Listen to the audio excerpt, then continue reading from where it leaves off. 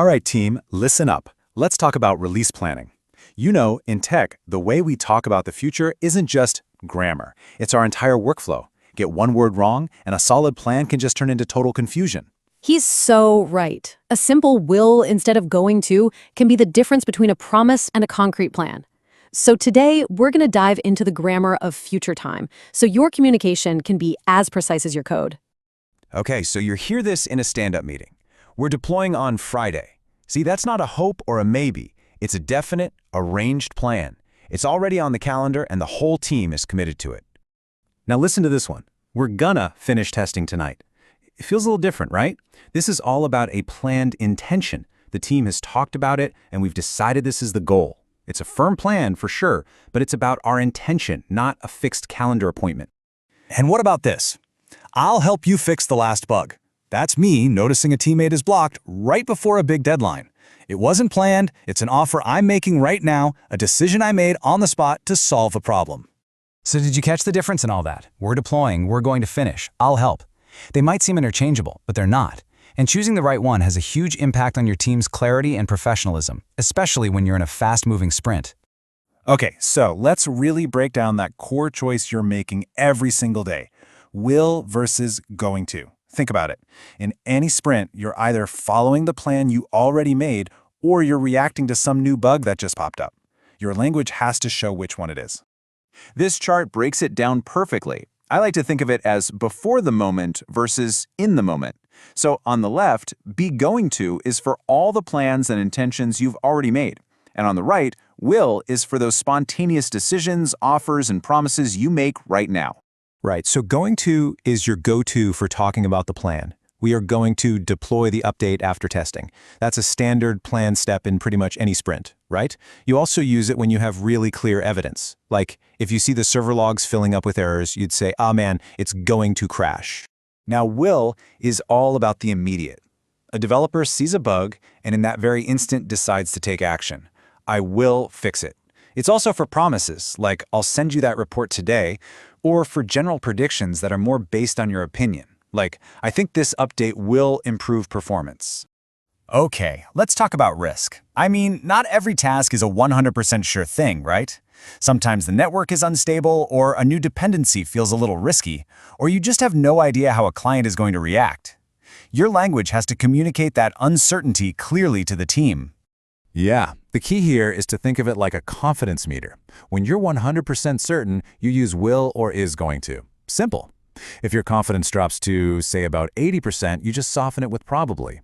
And when it's a real 50-50 shot or you're just genuinely unsure, you reach for might or may. And here's exactly what that sounds like in a real sprint.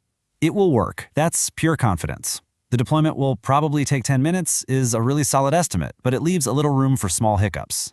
And the build might fail. That one is absolutely crucial. It flags a risk for the whole team without causing a total panic. Okay, now let's connect all these ideas. We're about to cover the single most important grammar rule for describing technical processes. Seriously, if you are ever documenting a CI/CD pipeline or any sequence of events, you absolutely have to know this. So here's the rule. In a sentence with a time word like after, when, as soon as, or with if, the verb in that first part is always in the simple present tense. It sounds a little weird, but it's true, even though you're talking about the future. See how step 1 says the tests finish, not the tests will finish? And here it is, the mistake we hear all the time. You just cannot have will in the time clause. It feels clunky, sounds unnatural, and, well, it's just grammatically incorrect. It's the simple present tense, the tests finish, that correctly signals the condition for the future action. So just burn this correct structure into your brain. If the build fails, simple present, we will fix it, future. See? This logic connects the condition and the result perfectly. Right. Okay, let's shift gears a little bit. How do we talk about things that are already locked into our calendars? You know, like the daily stand-up, a big demo, or a hard deadline. There are actually 2 different present tenses we can use for this. It's pretty simple, actually. For confirmed arrangements that you or your team have personally made, use the present progressive. We are presenting the demo tomorrow. But for fixed official schedules that are totally out of your control, like a system-wide maintenance window, you use the simple present. The server maintenance ends at 2 a.m. Okay, we're almost there. Let's wrap up with just a few quick tips that will really polish your communication and make you sound more fluent and natural when you're talking about plans with your team. Oh, this is a great one for real-time updates on Slack or in a meeting. When something is happening in, like, the next few seconds, you use be about to. It signals urgency. Saying, I'm about to push the commit, lets your team know to hold off on any conflicting changes right now. And for cleaner, more professional sentences, you've got to avoid repetition. When you have a list of actions using the same future form, you only need to say the helper verb, like will, once. So instead of, we will test and we will deploy, just say, we will test and deploy. It's just so much more efficient.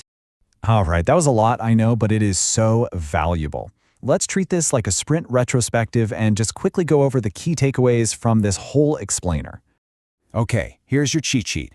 Just remember, going to is for plans and evidence. Will is for in-the-moment decisions and promises. In those time or if clauses, you always use the simple present. And for fixed future events, you're going to use the present tenses for arrangements and schedules. Got it? So what's next? I mean, knowing the theory is one thing, but actually putting it into practice is what really counts. Use this in your next planning session, your next commit message, your next team chat. That is what's going to make all the difference.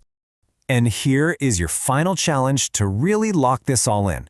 Before your next sprint even starts, try to write out 8 sentences about your upcoming tasks using all these different forms.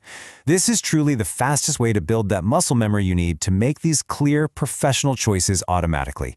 Good luck!